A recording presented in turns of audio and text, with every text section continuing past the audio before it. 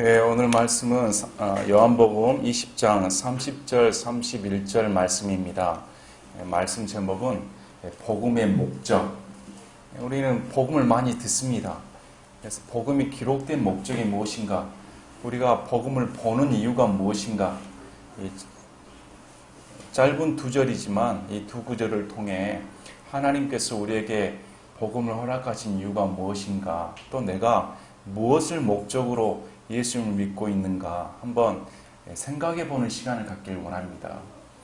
30절에 보니까 진실로 예수님께서 자기 제자들 앞에서 이 책에 기록되지 않은 다른 표적들도 많이 행하셨으나, 요한은 예수님께서 행하신 많은 기적 중에 몇 군데를 추려서 자신이 증거하고자 하는 예수님을 위해 다 기록할 수는 없고 너무 많은 표적들을 행하셨기 때문에 몇 가지를 증거했다. 여기서 이제 보면 제자들 앞에서 이 책에 기록되지 않은 다른 표적들을 말씀하셨을 때 이게 예수님께서 부활하신 후에 제자들에게 보여주신 표적인지 아니면 부활하시 전부터 행하셨던 표적인지 이런 의견이 분분합니다. 그런 문맥을 보았을 때는 부활한 후에 예수님께서 많은 표적들을 드러내셨는데 필요한 부분만 사도 요한이 적었다. 이것들을 기록함은, 이렇게 기록한 이유가 사도 요한이 적어줍니다. 사도 요한은 지금 자신이 적어준 이 글이 우리가 지금 2000년 후에 읽고 있으려고는 생각을 못했겠죠. 사도 요한은 분명한 목적을 갖고 이 요한 복음을 적고 있는데 그 목적이 뭐냐면 예수님께서 하나님의 아들 그리스도이심을 너희가 믿게 하려 합니다.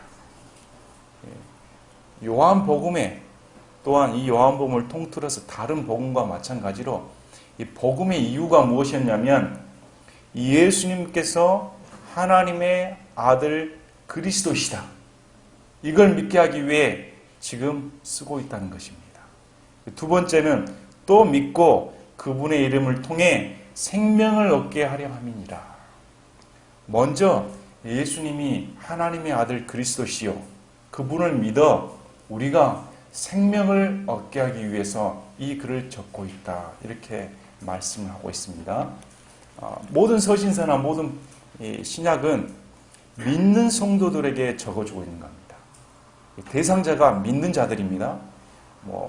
야고보서, 히브리서 모든 걸 통틀어서 서신서는 믿는 사람들한테 적어주는 글입니다. 그래서 보시면 이 말씀을 보면 그러면 여기에는 이제 그러면 안 믿는 사람 대상으로 한 글인가 아니면 믿는 사람들을 위해 대상으로 한 글인가 여기는 몇 가지 있는데 그건 크게 구분이 중요하지는 않습니다. 만약에 안 믿는 사람이 이 글을 받았다면 저와 여러분이 안 믿었을 때 요한복음을 듣고 과연 예수님의 표적과 기적을 보고 예수님이 진정 하나님의 아들이시다 이렇게 믿으면 됩니다. 또 우리가 이미 믿는 성도라면 이 적어준 글을 통해 우리 안에 생명을 얻었을 때 이 생명이 더 풍성하게 증가되는 그런 목적으로 적어졌다. 이렇게 이해를 하시면 됩니다. 여러분, 복음이 뭘까요? 여러분은 예수님을 왜 믿습니까? 우리는 부활장을 보면서 우리 안 믿었을 때 또는 주위 동료들 부모님 돌아가시고 조상들 돌아가시면 조상의 묘자리가 안 좋아서 이장시켜야겠다. 여러분 주위에서 많이 보시죠. 또 어떻게 하면 후손들의 또한 조상들을 섬기기 위해서 또 후손들의 자신들의 위치를 알리기 위해서 좀 휘황찬란하게 묘를 꾸미기도 합니다. 가장 좋은 자리에 산 반틈을 깎아가지고 잔디를 심어서 이런 경우를 많이 보셨을 겁니다. 이런 분들은 조상을 우선으로 숭배하고 또한 남은 후손들이 어떻게 하면 조상의 덕을 받아 잘 살아볼까 이런 소망을 갖고 살지요. 하지만 우리는 무덤에 투자하지를 않습니다. 무덤은 비었기 때문에 우리가 영원히 누워있을 장소가 아닙니다. 성경을 통해 저와 여러분의 무덤은 반드시 비어있게 되는 겁니다. 그래서 우리는 무덤에 연연하지 않습니다. 이 세상 전부가 아니기 때문에. 육체적인 생명이 성경에서는 진짜 생명으로 말하지는 않습니다. 성경에서는 저와 여러분 예수를 믿지 않았다면 생명이 없는 자다, 죽어있는 자다 이렇게 보는 것이죠. 그래서 육체적인 생명은 아무 의미가 없다는 겁니다. 우리 예수님은 우리에게 육체적인 생명을 주시러 온 게 아니고 영원한 생명을 주시기 위해 오신 겁니다. 이 육체를 갖고 영원히 사는 게 아니고 부활해서 휴거돼서 그리스도의 영광스러운 몸과 같이 변화되어 예수 그리스도가 주신 그 생명을 갖고 예수 그리스도와 동일한 그 생명을 갖고 영원히 산다는 것입니다. 그래서 이 목적을 분명하게 하기 위해 복음을 주었다. 이렇게 말을 합니다. 자, 우리가 이 하나님의 아들 그리스도시다. 예수님께서 하나님의 아들 그리스도시다. 이래서 요한이 적어준 글인데 이 요한은 우리가 지금까지 들어온 글 중에 많은 표적과 기사들 중에 한 사람의 인격과 만나는 예수님이 대해서 잘 드러나 있습니다. 사마리아 여인 한 사람, 또 소경된 사람, 또 정죄치 않으신 가늠하다가 현장에 잡힌 여인을 정죄치 않으신 이런 또 니고데모 한 사람, 여러 가지 장면들이 많이 나옵니다. 이런 장면들을 통해서 우리 예수님은 분명한 인생의 구원자가 되신다는 것이죠. 우리가 예수님 몰랐을 때는 저와 여러분 중에 정신적으로 고통받으신 분도 많이 계셨을 겁니다. 또 육체적으로 고통받으신 분도 계시고 또 예수님 믿는다 하면서도 지금도 여전히 고통 가운데 계신 분도 계십니다.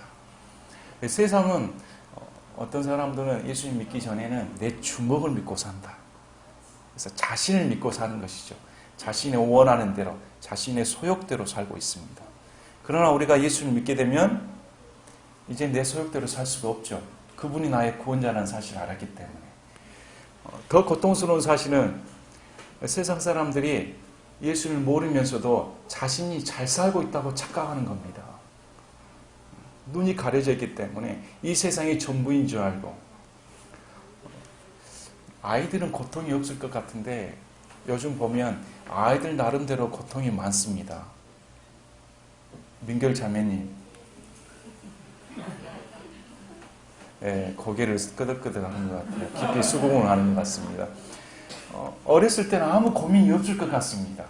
사회가 복잡해지고 또 사회가 악해져 가다 보니까 순수함이 사라져서 아이들 가운데서도 어떻게 이전에 우리가 봤던 그런 순수함을 찾아볼 수가 없습니다. 너무 악해져서 아이의 입에서 저런 말이 나올 수 있나? 아이들끼리 그런 일을 벌일 수 있나? 이게 지금 사회적으로 보편화되어 있습니다. 또 중학생, 고등학생 올라가면 어떻습니까?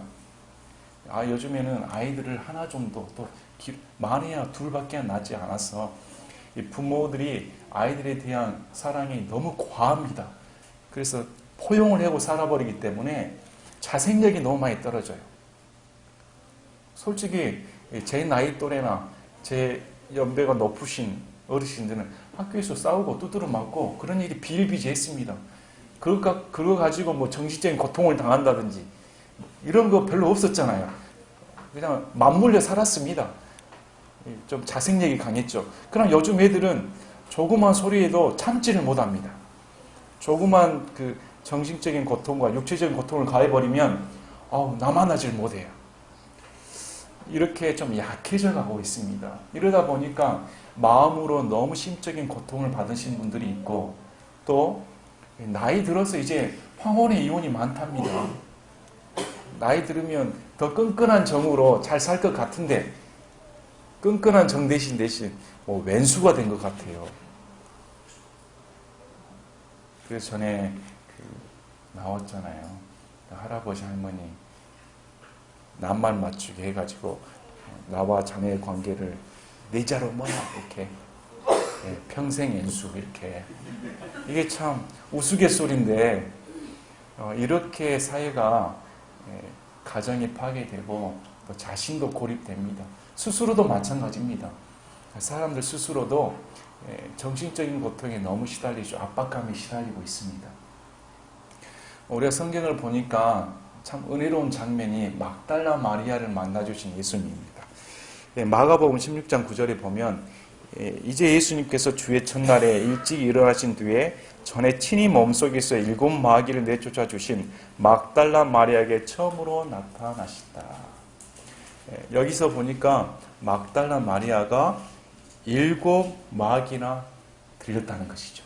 근데 예수님께서 만나주시고 내쫓아 주셨는데 누가복음 8장 2절을 보니까 또한 악한 영들과 병약함에서 고침을 받은 어떤 여자들 곧 몸속에서 7 마귀가 나간 자로 막달라라 하는 마리아 이렇게 나옵니다. 그러니까 막달라 마리아는 7 마귀가 자기 몸속에 들어와서 연약하고 악한 영들에 시달렸다는 것이죠. 우리가 아이들도 악한 영에 시달립니다. 요즘 보면 아이들을 내세워서 천국 간증을 하고 예수님 그림을 그리게 하고 그렇습니다. 아이들이 너무 순수하게 보여서 그런 게 진짜겠지, 아이가 무슨 거짓말을 하겠지 이렇게 보는데 성경은 그렇게 말하지 않습니다. 내 아이가, 내 어린 딸이 부정한 영에 시달려서 괴롭힘을 당합니다. 이렇게 나오잖아요. 아이라해서 예의가 없는 것입니다. 우리가 보면 부정한 영 하나 들려도 어찌할 수가 없는데 막달라 마리아는 무려 7 마귀가 그 몸속에 들어갔으니 자신의 인생으로 극복할 수가 없는 문제이죠. 오늘날도 마찬가지입니다.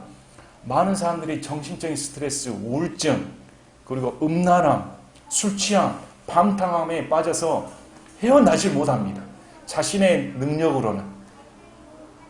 이런 것들은 사회적으로나 정신과적인 치료나 받아도 또 반복적으로 알코올 중독자들 보십시오. 나가서 다시 100이면 100 다 다시 들어와서 또 격리 치료를 받습니다. 자신의 힘으로는 구제될 수가 없죠. 그런데 막달라 마리아는 무려 7 마귀나 시달렸으니 얼마나 그 인생이 비참했겠습니까? 머리는 헝클어졌을 것이고 정신적인 피폐함은 이루 말할 수가 없었겠죠. 이런 여인을, 구제할 수 없는 이 여인을 우리 예수님께서 만나주시고 그 몸속에서 7 마귀를 내쫓아 주시고 온전하게 해주신 겁니다. 그래서 막달라 마리아가 이 예수를 만나서 그 사랑하는 심정이 어떠했을까요? 자신의 전 인격이 변화되고 자신이 마귀의 손에서 해방되었으니까 자신의 구세주는 오직 예수 그리스도이기 때문에 예수 그리스도를 향한 열망과 예수 그리스도를 향한 헌신과 성경의 누가복음 8장 2절 보면 그가 제물로 예수님을 섬겼다 이렇게 나옵니다. 여인의 몸으로서도 예수님 섬기지 않겠습니까? 우리 인생의 그 구세주는 예수 그리스도이신 겁니다.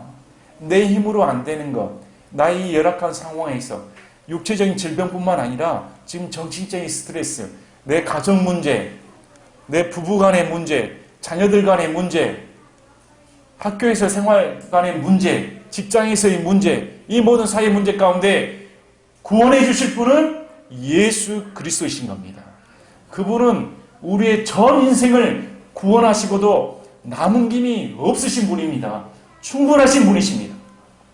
많은 사람들이 예수님을 모른다는 것이 너무너무 안타깝지요.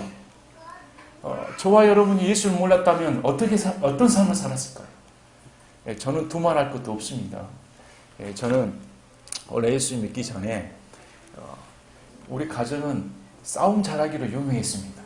부모님부터 자녀들까지 아침이면 저녁까지 아침 식사 때부터 날마다 잔소리, 밥상이 막 엎어지고 난리가 났습니다. 여러분 좀 상상하기 힘드시죠? 굉장히 시끄러운 집안이었습니다. 그게 하루 이틀이 아니고 거의 매일 반복되다 보니까 저는 그런 환경에서 그런갑다 이렇게 살았지요. 오죽했으면 친척분이 우리 집을 찾아와서 재석아 너희 집 찾기가 너무 쉽더라. 왜요? 동네에서 제일 시끄러우니까 누구한테 물어볼 필요도 없다. 이게 사실이었습니다. 아마 저는 그런 환경에 살았다면 날마다 그렇게 살았을 겁니다. 그냥 막 싸우고 치고받고 혈기 부리면서 인생을 그렇게 살았을 겁니다. 내 마음대로. 그러던 어느 날 지금부터 약 거의 한 30년 됩니다. 대성학원이 지금 이전에는 그 도청 근처에 있었습니다. 제가 재수하게 돼서 학원에 다녔었는데, 대성학원에서 학원 다니다가 그 학원 수강생 중에 몇 명이 점심시간 때 앞에 나와서 간증을 하는 거였습니다. 그분들이 UBF였는데, UBF 출신인 줄 저는 몰랐습니다. 그분들이 하루도 아니고 며칠씩 앞자리에 나가 담대하게 자기는 이런 인생을 살았는데 예수님을 만나서 이렇게 변화되었습니다. 이렇게 간증을 하는 거였습니다. 여러분 한번 그런 간증 들어보셨습니까?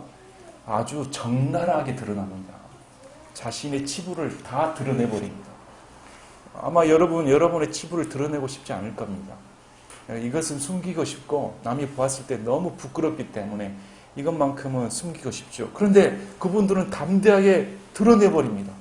자신을 자랑하기 위해 드러낸 게 아니고 이렇게 형편없고 이렇게 죄 가운데 빠져있고 이렇게 정신적인 고통을 당해 시달렸는데 이런 나를 예수님께서 만나주셔서 내 인생이 이렇게 변화되어 버렸습니다.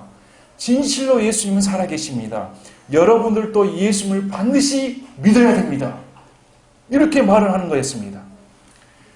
그랬더니 거기 있던 학원생들 중에 몇몇이 고개를 떨구고 나간 분이 있고 아니면 저처럼 호기심이 가는 경우가 있었습니다. 과연 저들이 믿는 예수님이 누구길래 저렇게 증언할 수 있는가? 담대하게 말할 수 있는가? 예수님이란 신이 과연 있는가? 부처를 믿는 사람이 그렇게 간증한 걸 못 봤습니다. 알라를 믿는 사람이 그렇게 간증한 걸 못 봤습니다. 마리아를 믿는 사람이 그렇게 간증한 걸 못 봤습니다. 과연 예수님을 믿는 그들이 믿는 그 예수님이 누구일까? 내가 반드시 예수님을 한번 알아봐야겠다. 그게 저에게 하나의 씨앗이 된 것이죠. 그래서 대학교에 들어가서 성경 공부를 하게 되었습니다. UBF에 가서 성경을 공부하게 되고 동네에 우연치 않게 부흥회에 참석해서 부흥회 가운데 예수님이 저를 만나 주셨습니다. 제 인생이 이전하고 완전히 달라졌습니다. 물론 사람이 완전히 바뀔 수는 없죠. 하지만 가치관이나 신념이나 이런 모든 것들이 달라졌습니다. 과연 예수님이 살아계시라고는 저는 상상도 못했습니다. 천국이 있으리라고는 상상도 못했습니다. 이 세상이 마귀의 것이라고는 상상도 못했습니다. 지금 이 시대 가운데 마귀가 들쑥거리며 역사하리라고는 상상도 못했습니다. 그런데 성경 기록대로 예수님이 살아계시며 예수님이 심판하시며 죽어서 반드시 천국 아니면 지옥으로 가야 되며 그분이 이 땅 가운데 재림하실 재림주가 되심을 확신하게 된 것이었습니다. 그래서 이전처럼 살 수가 없습니다. 이전처럼 다른 세상 사람들과 함께 그렇게 살 수가 없죠. 여러분도 마찬가지입니다. 그래서 더 이상 우리 집이 시끄러워지지 않습니다. 한영선 형제님, 우리 집안 조용하죠? 예, 집안에 평화가 찾아온 것이죠. 그래서 사람이 변화되니까 형님들도 깜짝 놀랐습니다. 뭔가 있구나. 사람이 변화되면 말이 증거할 필요가 없습니다. 그 사람을 통해 복음이 증거되기 때문에. 그리고 변화된 사람을 통해 주위 사람이 두려움을 갖게 됩니다. 여러분이 예수님을 만나서 진정 변화되었다면 주위 사람들이, 안 믿는 사람들이 두려움을 느끼게 됩니다. 과연 저가 믿는 예수님이 누구시길래 저 사람을 저렇게 변화시켜버리나. 안 믿는 사람들이 두려워한다니까요. 이런 것은 그 사람 가운데 성령님의 역사가 드러나기 때문입니다. 그 사람 가운데 영원한 생명이 드러나 버리기 때문입니다.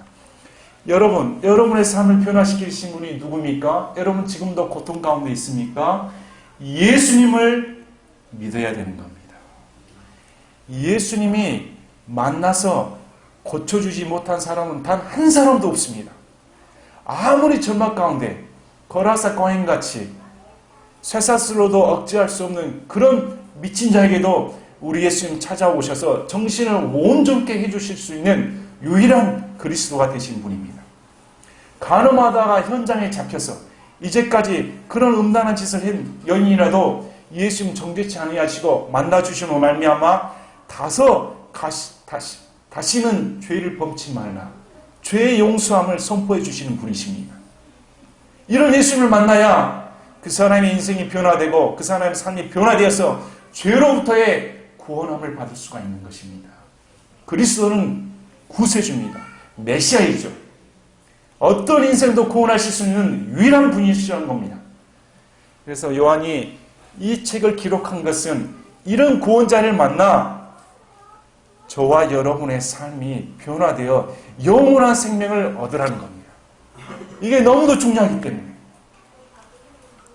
자, 우리가 요한일서 5장 11절을 보시겠습니다.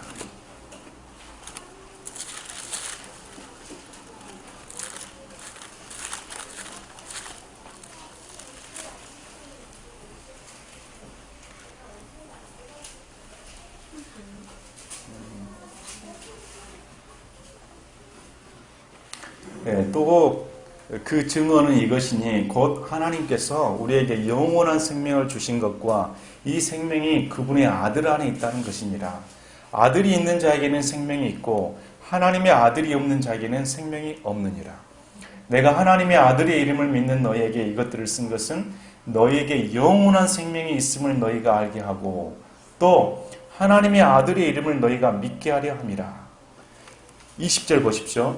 또 하나님의 아들이 오셔서 우리에게 깨달음을 주사 우리가 진실하신 분을 알게 하셨음을 우리가 알며 또 우리가 진실하신 분 곧 그분의 아들 예수 그리스도 안에 있음을 아노니 이분은 참 하나님이시요 영원한 생명이시니라. 요한일서에서 사도 요한은 누차 다시 기록합니다. 이 글을 쓴 것은 예수 그리스도의 이름을 믿는 너희에게 영원한 생명이 있다는 것을 알게 하기 위해서. 아들이 있는 자에게는 생명이 있다는 겁니다. 아들이 없는 자에게는 생명이 없고, 아들의 이름을 믿는 것은 아들을 믿는 것입니다. 아들의 인격을 받아들이는 것입니다. 과거에는 예수라는 이름에 무슨 특효약이 있는 줄 알았습니다. 그 메이커가 예수라는 이름에 특허가 있는 것처럼 그냥 예수 하면 마귀도 내쫓아가고 병도 내쫓아가고 오늘 하루 잘 보낼 것 같은 평안함에 예수만 부르시면 되는 것처럼 그렇게 잘못 오해하는 경우가 있습니다. 성경은 이름을 말하는 것은 그 사람의 인격을 대표하는 겁니다. 그냥 명찰이 아니고, 그래서 예수님의 이름을 믿는다는 것은 예수님을 전적으로 전체를 다 받아들이는 것입니다. 예수님의 인품과 예수님의 성품과 예수님의 하나님과 삼일체 하나님, 부활하신 하나님, 십자가에 달려 죽으신 하나님, 그 고통, 그 모든 것들을 다 받아들이는 것을 그의 아들의 이름을 믿는 것이다. 이렇게 말하는 것이죠. 그 아들 안에 영원한 생명이 있는 것입니다. 그래서 사도 요한은 다른 복음하고 다르게 생명이라는 단어를 누차 반복해서 말합니다. 왜 그러냐면 죄로 말미암아 모든 사람이 죽어있기 때문에, 죄 문제로 모든 사람이 죽어있기 때문에 이 문제를 유일하게 해결해 줄 수 있는 분은 예수 그리스도 안에 있는 그 생명 없이는 안 된다는 것입니다. 다른 이름으로는 구원받을 수가 없는 겁니다. 오직 예수 그리스도의 이름 안에 영원한 생명이 있기 때문에. 그래서 이 영원한 생명이 내 안에 들어와 내 안에 생기는 것이 영존하는 생명, 영원한 생명이 되는 겁니다. 그래서 요한복음 3장 36절에 보면 아들을 믿는 자에게는 영존한 생명이 있고 아들을 믿지 않는 자에게는 생명을 보지 못하며 도리어 하나님의 진노가 그 위에 머물러 있느니라. 이렇게 말한 것이죠. 우리가 한 가지 의문점이 교회 다닐 때 자살하면 지옥에 가지 않나? 한참 교회에서 논란의 이슈가 된 적이 있습니다. 믿는다고 하는 사람들이 자살할 수가 있는가? 그러면 믿는다고 하는데 자살한 사람들을 위해 교회에서 장례를 치러주는 장면들이 나옵니다. 또 유명한 사람들이 나오니까 과연 자살해서 지옥 가나 천국 가나 논란이 벌어진 적이 있죠. 여러분, 믿는 성도가 자살하면 천국 갑니까? 지옥 갑니까? 이러한 것이 논란이 여지가 없습니다. 자살은 육체적인 생명을 끊는 것이지 영원한 생명을 끊을 수가 없는 것이죠. 예수님이 주신 생명은 육체적인 생명이 아닙니다. 예수님이 주신 것은 영원한 생명이시죠. 이것은 나로 말미암아 발생된 것이 아닙니다. 내가 끊고 얻고 할 수 있는 것이 아닌 것이죠. 그래서 요한복음 10장에 우리 예수님께서 내가 너희에게 영원한 생명을 주노니 내 손에서 결코 뺏을 자가 없다는 것입니다. 그래서 믿는 사람이 스스로도 예수님이 주신 영원한 생명을 끊을 수가 없는 겁니다. 우리가 이런 영원한 생명의 가치를 안다면 나로부터 비롯되지 않았기 때문에 예수님이 한번 주셔버렸기 때문에 이것은 내 안에 들어와서 완전히 하나 되었기 때문에 예수 그리스도 하나 되기 때문에 결코 분리될 수가 없는 겁니다. 사망이 와도 지옥의 권세가 와도 마귀의 권세가 와도 우주의 모든 힘을 다 합쳐도 예수 그리스도 안에 있는 하나님의 사랑 안에서 저와 여러분을 하나님의 그 끈을 끊을 수가 없다고 말을 하는 것입니다. 너무나 분명한 사실이기 때문에 자살로도 끊을 수가 없다는 겁니다. 이건 끊을 수가 없는 겁니다. 그래서 보십시오. 이 영원한 생명이 있음을 너에게 알게 하고 또 하나님의 아들을 이름을 너에게 믿게 하려 함이라. 그래서 복음의 목적에 나옵니다. 복음에는 여러 가지 종류가 있습니다.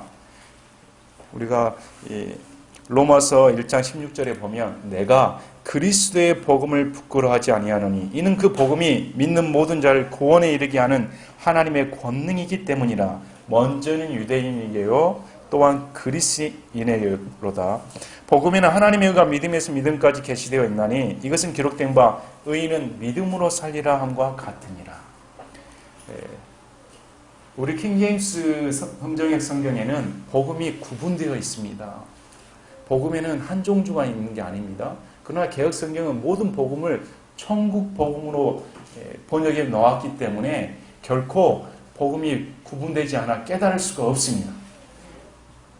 성경에 나오는 복음의 종류에는 지금 이 시대에는 그리스도의 복음이 선포되고 있는 겁니다. 이 그리스도의 복음은 개혁성경 물론 로마서 1장 16절에 그리스도의 말을 빼버렸습니다. 그냥 내가 복음을 부끄러워하지 아니하노니. 그러나 사도 바울은 그리스도의 복음을 부끄러워하지 아니했지 다른 복음을 증거하는 것이 아닙니다. 우리가 마태복음 24장에 보면 왕국의 이 복음이 세상 끝까지 증거된 후에 모든 민족에게 증거된 후에 그제야 끝이 오리라. 왕국의 복음이죠. 7년 환난 동안 증거되는 복음은 왕국의 복음입니다. 이스라엘에게 문자 그대로 예수 그리스도가 이스라엘 왕으로서 예루살렘에 입성하여 왕이 되시며 1000년 동안 왕국이 형성된다. 이 왕국의 복음입니다. 지금 우리에게 주어진 복음은 그리스도의 복음, 또 은혜의 복음, 또 영광스러운 복음으로 불립니다. 아울러 우리가 요한계시록에 보면 천사들에게 맡겨진 7년 환난 동안 영존하는 복음이 또 따로 있습니다. 그래서 지금 우리에게 있는 복음은 그리스도의 복음입니다.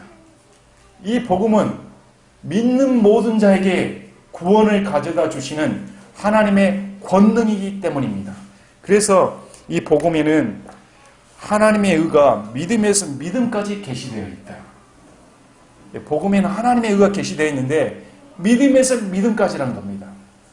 우리의 행위는 요구되지 않습니다. 다른 모든 조건이 요구되지 않고 오직 복음에는 모든 것이 믿음뿐입니다. 그래서 보시면 우리가 고린도 후서 5장 21절에 하나님께서 죄를 알지 못한 그분을 우리를 위하여 죄가 되게 하신 것은 우리가 그분 안에서 하나님의 의가 되게 하려 하심이라. 죄를 알지도 못한 그분을 우리를 위해 죄 자체가 되게 한 것은 하나님 안에서 우리가 예수 그리스도 안에서 하나님의 의가 되게 하기 위함이다. 그래서 복음에는 하나님의 의가 계시되어 있습니다. 내가 예수 그리스도를 믿음으로 그분이 나를 위해 십자가에서 달리시고 나를 위해 부활하심을 믿음으로 말미암아 이렇게 믿는 자를 하나님의 의가 되게 해 주시겠다. 그래서 저와 여러분이 예수 그리스도를 믿으면 저와 여러분이 하나님의 그 자체가 된 것입니다. 더 이상 정죄함이 없다는 것이죠. 내 형편을 보고 자학할 필요가 없다는 것입니다.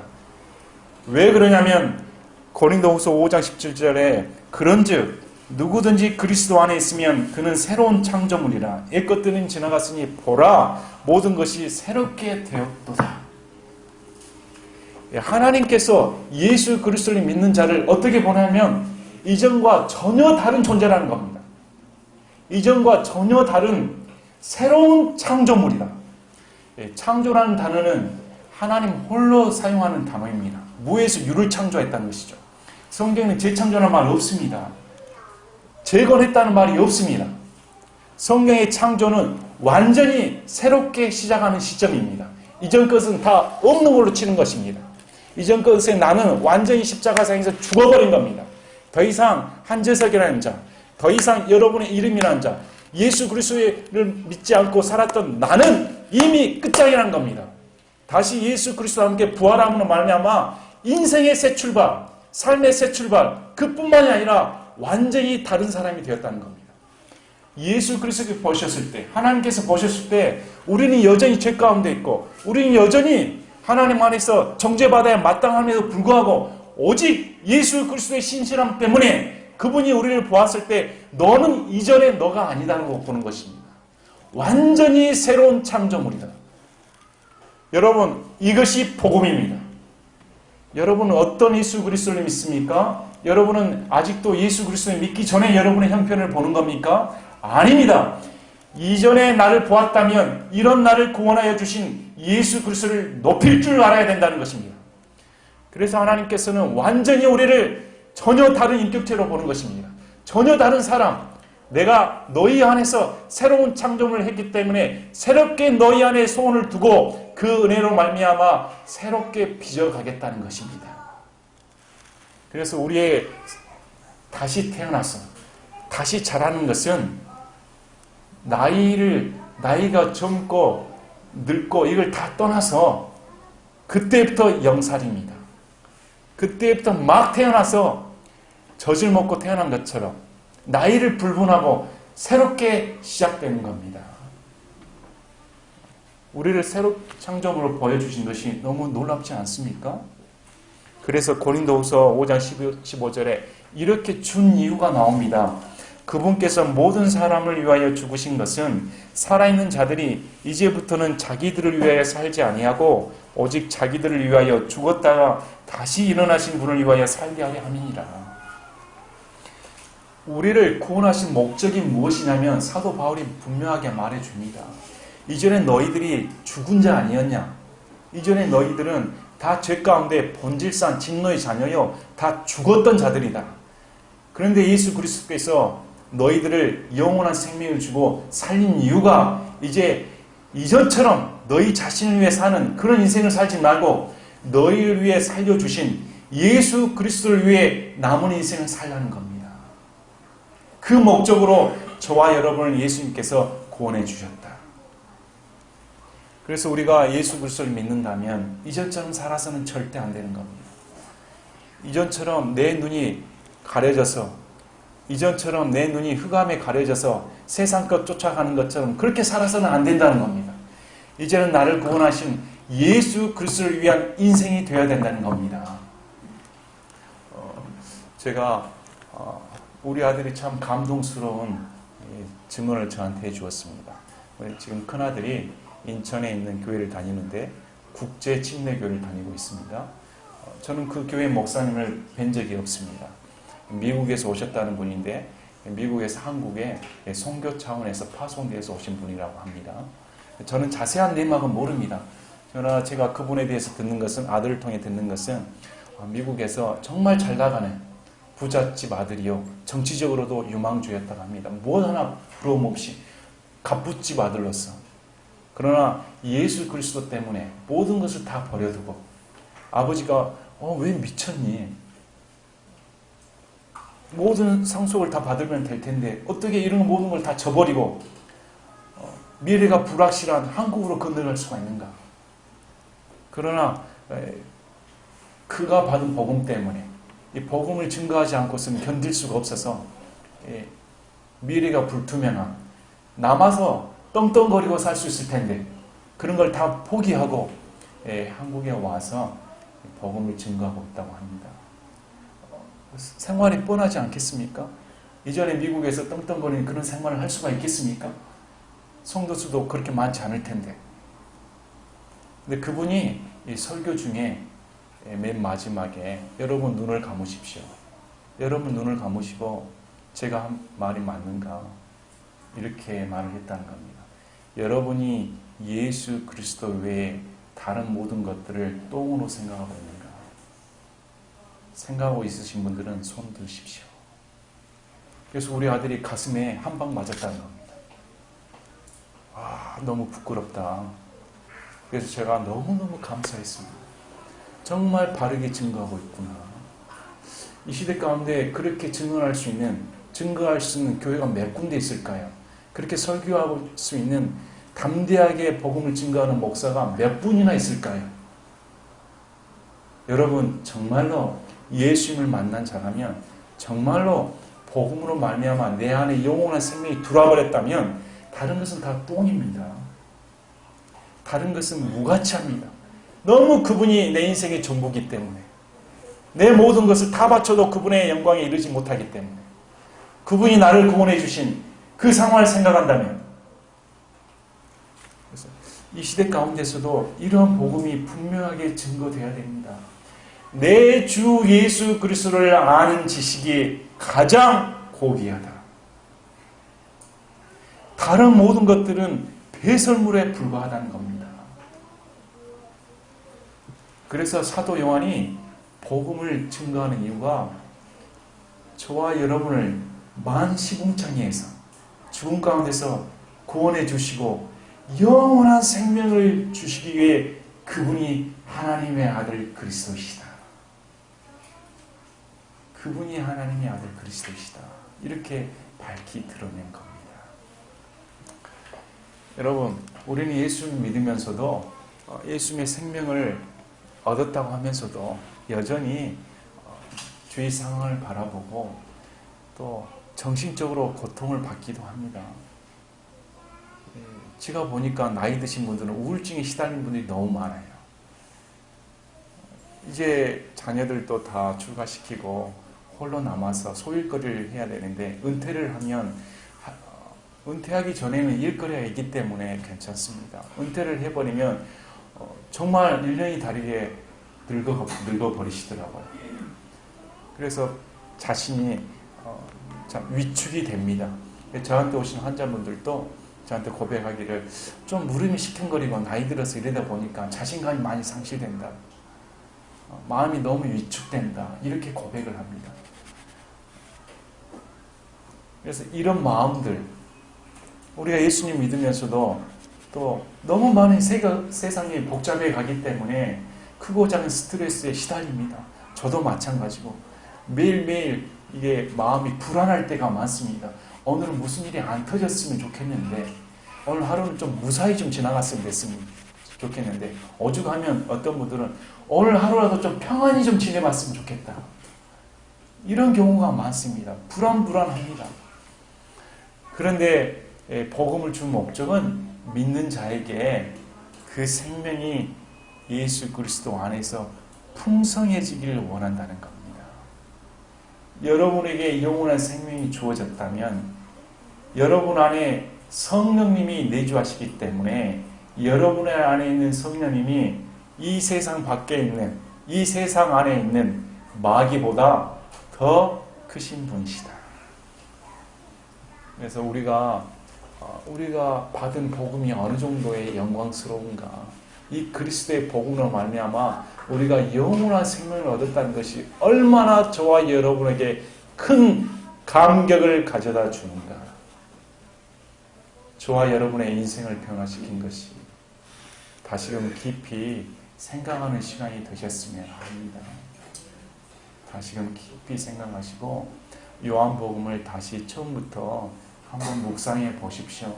그럼 요한복음의 눈에 띄는 생명이라는 단어가 얼마나 자주 반복되는지 알게 되실 겁니다.